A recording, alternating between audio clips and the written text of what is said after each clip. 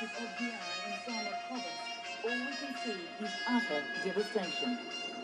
This community was the first to be hit by Super Typhoon Haiyan, and since then there has been no communication.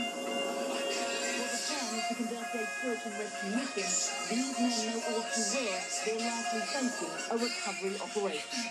The police and military on this flight have enormous job ahead. We have just landed at the airfield, and as you can see, all around us, these enormous palm trees have been snapped like twigs. Everything has been flattened.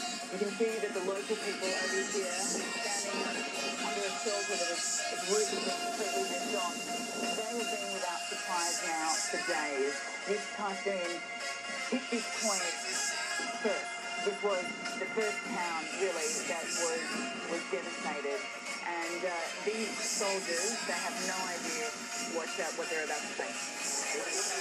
As the troops unload bags of rice and boxes of bottled water, the locals desperately watch on.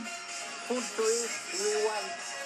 There's a shortage of food, tents, everything. Everything's gone. We need help. Of the 50,000 people in this town, almost everyone is homeless. Dozens of people have lost their lives, and many more are still missing.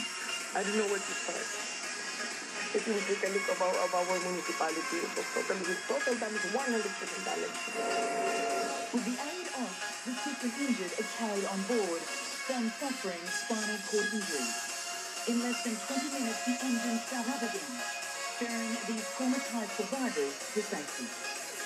Anna Corin, CNN, Dian, the Philippines.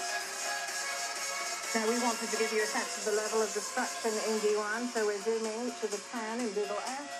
It uses satellite imagery that's not as clear as an aerial photograph, but here you can see